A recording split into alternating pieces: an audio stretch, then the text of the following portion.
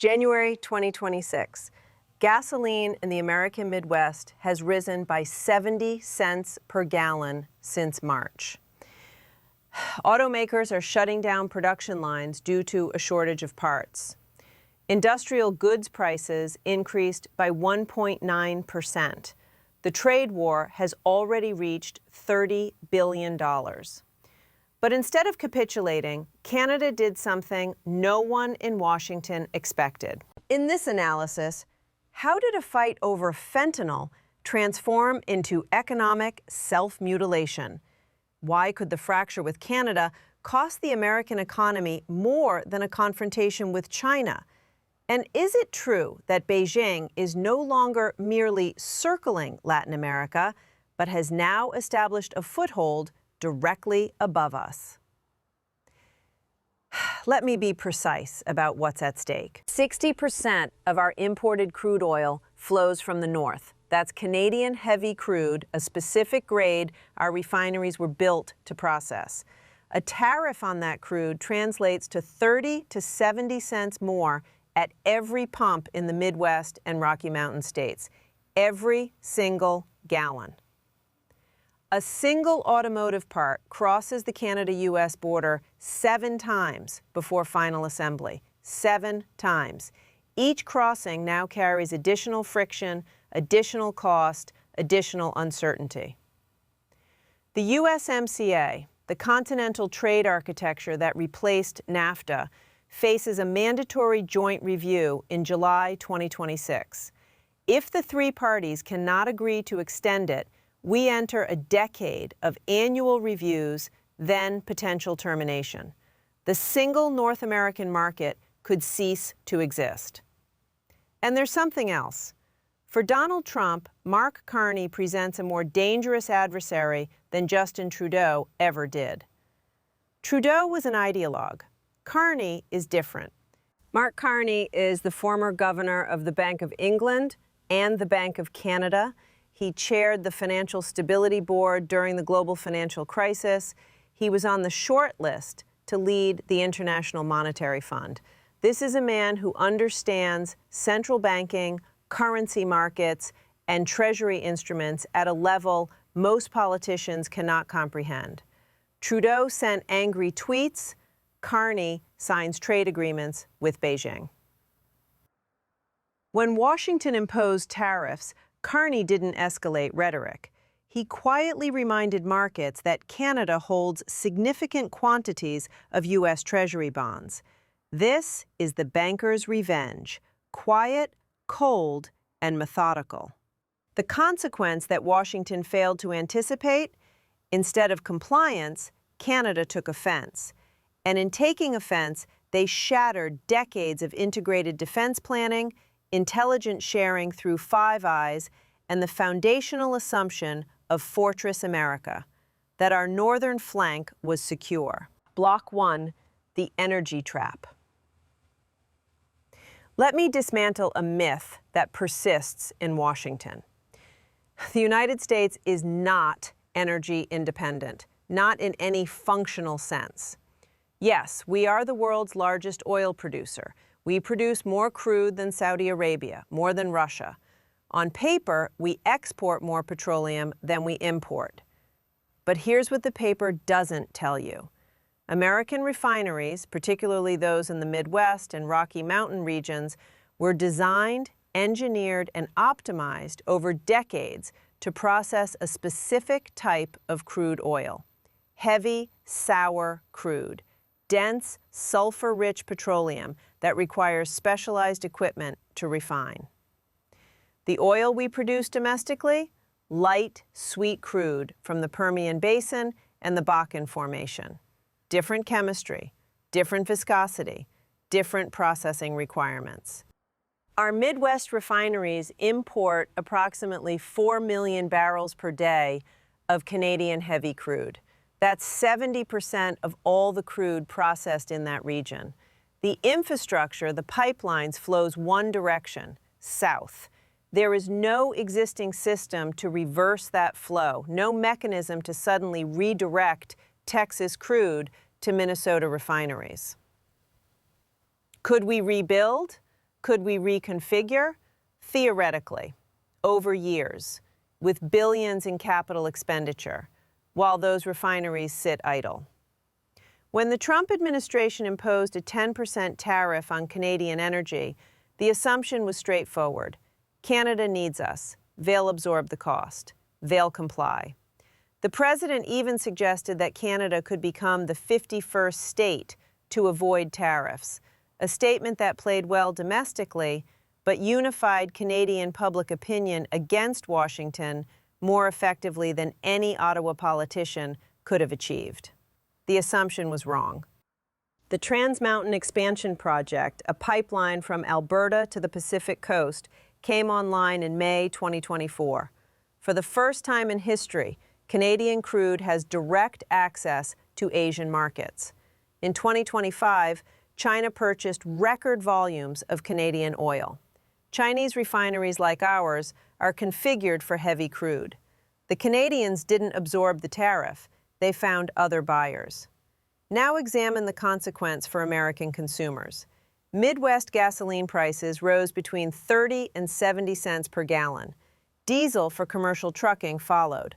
The cost of moving goods across America increased. That increase cascaded into consumer prices, everything from groceries to appliances. Goldman Sachs estimated that a 10% tariff on all U.S. crude imports would cost American households $22 billion annually. That's $170 per household per year before any escalation. And there's a darker scenario. If Canada retaliates by restricting energy exports, as Carney has threatened, the United States would experience a physical shortage of diesel. Not a price increase, a shortage. Commercial trucks idling, supply chains breaking. The irony requires emphasis. President Trump promised Americans cheap energy. His trade war with Canada has made filling your tank more expensive. We cannot replace Canadian heavy crude with domestic light crude overnight. It is technologically impossible. The pipeline system runs the wrong direction. The refineries process the wrong chemistry. The timeline for conversion is measured in years and billions. This is not leverage. This is dependency. And we revealed it. Block 2. The death of supply chains. Consider the Ford F-Series pickup truck, America's best-selling vehicle for over 4 decades, the symbol of American manufacturing. This truck contains components sourced from 24 nations. Thousands of individual parts cross the Canada-US border during production. Engine blocks cast in Canada return to Michigan for machining, then cross back north for transmission integration, then south again for final assembly. 7 border crossings. 7. Under the USMCA, this flow operated duty-free. The North American automotive industry functioned as a single integrated manufacturing system spanning 3 countries. A tariff at any crossing point compounds through the entire chain. When the Trump administration imposed 25% tariffs on automotive imports, briefly exempting USMCA-compliant vehicles before partially reinstating duties, the effect was immediate. Stellantis halted production at its Windsor assembly plant in Ontario for 2 weeks. General Motors paused production of its Bright Drop electric vans. Ford announced it may raise prices on vehicles built after May 2025. The average new vehicle price in April 2025 reached $48,699, up 2.5% in a single month. J.D. Power projects average prices will increase 5% by year-end. Analysts at the Anderson Economic Group estimate directly affected vehicles could see price increases of $2,000 to $15,000. But the ripple extends far beyond automobiles. By summer 2025, economists documented a 1.9% increase in industrial goods prices relative to trend: appliances, electronics, machinery. Companies pass 60 to 80% of tariff costs directly to consumers.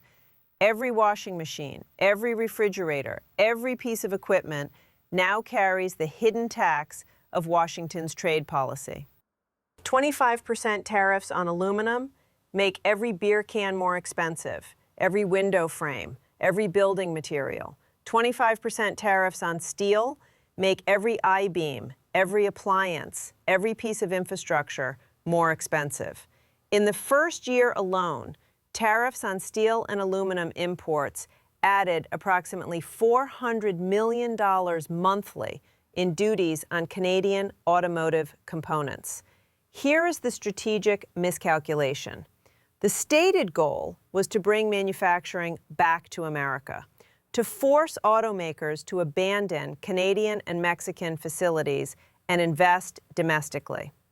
But auto manufacturers cannot relocate production at the blink of an eye. Building a new assembly plant requires minimum 18 months to 3 years of planning, permitting, and construction. Training a workforce takes additional years. Establishing supplier relationships takes longer still. In the interim, American consumers pay higher prices, American workers face layoffs as production stutters, and American manufacturers begin investigating whether their future supply chains should avoid North America entirely. The tariff wall didn't bring the factories home, it made the factories question whether home was worth the trouble. Block 3, the Great Pivot. Canada turns to China.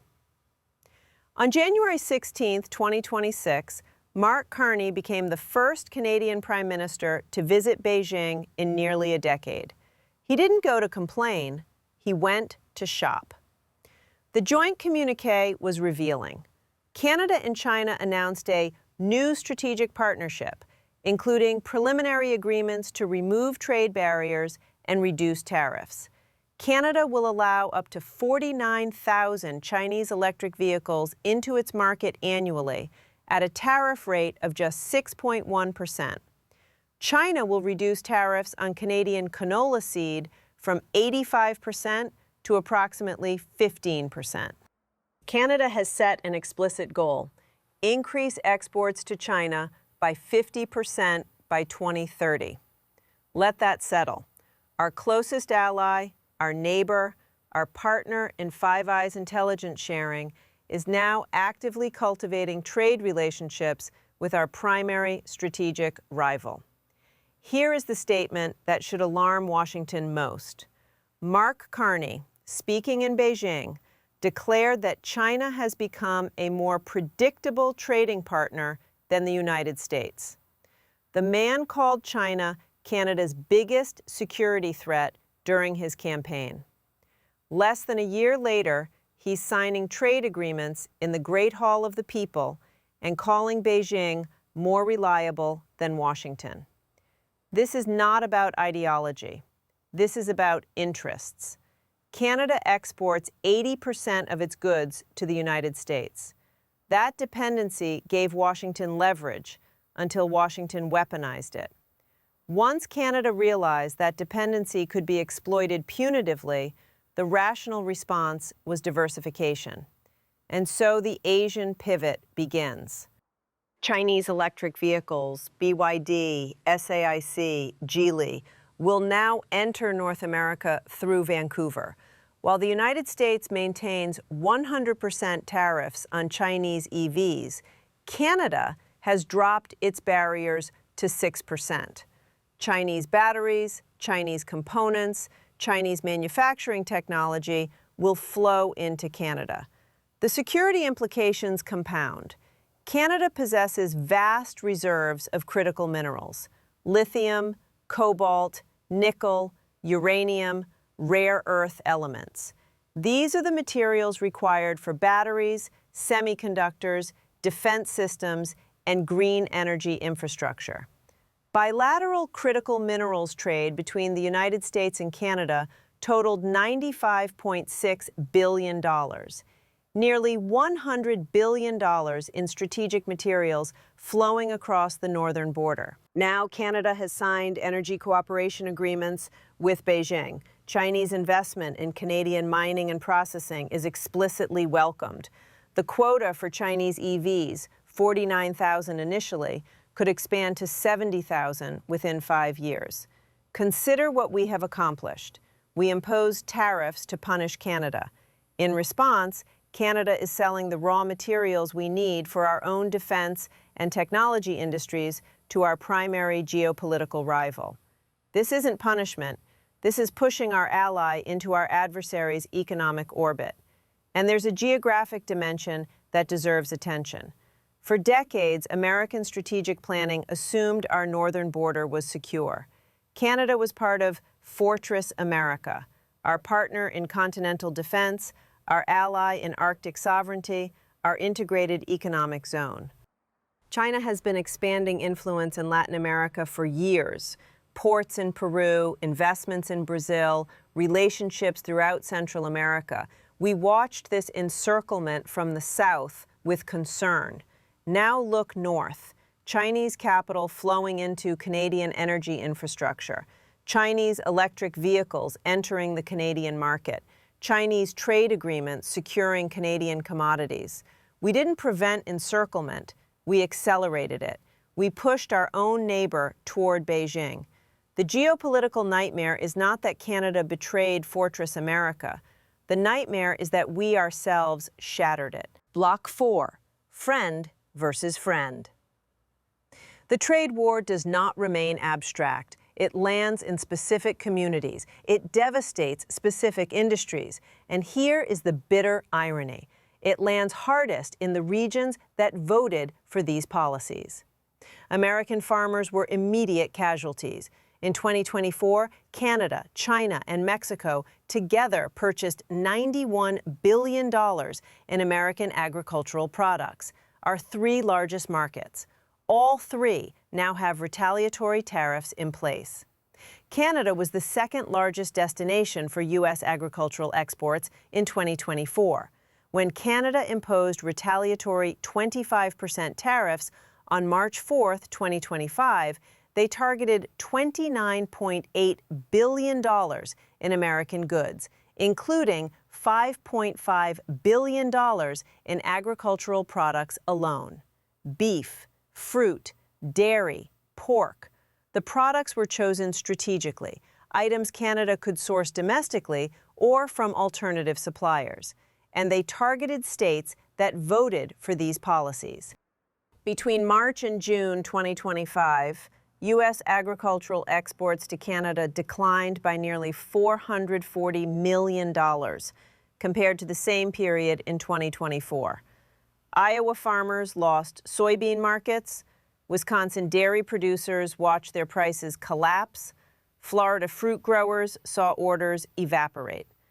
Meanwhile, China imposed additional tariffs on American agriculture: soybeans, cotton, corn, sorghum. The 2 largest alternative markets for American farmers both raised barriers simultaneously. Farm incomes fell. Domestic oversupply drove prices lower. The agricultural sector that was promised protection found itself squeezed on both ends, paying more for imported equipment and inputs while receiving less for exported products. The border communities tell another story. Cross-border traffic between the United States and Canada fell by 20 to 27% in 2025, depending on the state. In some regions, nearly 1 in 4 crossings simply vanished. Canadians stopped coming south for shopping. They stopped crossing for vacations. Provincial liquor authorities removed American products from shelves.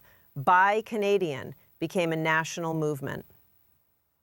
In Nevada alone, Canadian tourism dropped 5 to 7%, over 200,000 fewer trips. Tens of millions of dollars in casino revenue, hotel bookings, and retail spending evaporated. In Maine, New Hampshire, Vermont, North Dakota, Michigan, border communities that depended on Canadian commerce watched their economies contract. Business owners reported sales declining 10 to 25%. Hotels emptied, restaurants closed. These are not coastal elites. These are not Democratic strongholds. These are small towns in Republican border states watching their livelihoods disappear. The American Farm Bureau Federation tracked the retaliatory tariffs meticulously. Canada, China, and Mexico, our top 3 agricultural export markets, all imposed retaliatory measures. Over $21 billion in U.S. agricultural products faced new barriers in Canada alone. Farmers do not set their own prices. They plant, they tend, they hope for favorable weather and stable markets. They are price takers in a global commodity system. When that system fractures, they absorb the losses. The worker in Ohio who lost an automotive job due to production pauses. The farmer in Iowa who couldn't sell soybeans to China or beef to Canada. The small business owner in northern Michigan whose Canadian customers disappeared. These are not statistics. These are the concrete casualties of a trade war that was supposed to help them. Block 5, Endgame 2026. July 2026 is the inflection point. On July 1, 2026, the 6th anniversary of the USMCA's implementation, the United States, Canada, and Mexico must conduct a joint review. They must confirm whether to extend the agreement for another 16 years, negotiate revisions, or allow the termination process to begin. If all 3 parties agree to extension, the agreement continues through 2042. The next review occurs in 2032. The single North American market remains intact. If any party declines extension, the agreement enters annual reviews until 2036, when it terminates entirely. U.S. Trade Representative Jamieson Greer has stated explicitly that a rubber stamp of the agreement is not in the national interest. The Trump administration seeks renegotiation. Major revisions, new terms. Canada and Mexico have launched their own public consultation processes. They are preparing counterpositions. The scenario that should concern you most: Trump demands a fundamental rewrite. Buy American provisions that Canada cannot accept. Restrictions that would dismantle integrated supply chains. Terms that would subordinate Canadian and Mexican economic sovereignty to American unilateral demands. Carney refuses. He has already demonstrated willingness to walk away from American alignment. He's already building alternative relationships with China, the European Union, Japan, South Korea. If the USMCA collapses, trade returns to World Trade Organization default tariffs. The single North American market dissolves. Supply chains that took decades to construct unravel. Canadian critical minerals flow to Asia rather than American defense contractors. Canadian energy becomes a global commodity sold to the highest bidder rather than a continental resource. Canadian manufacturing shifts toward markets that provide stability. And what has America gained? Consider the broader strategic picture.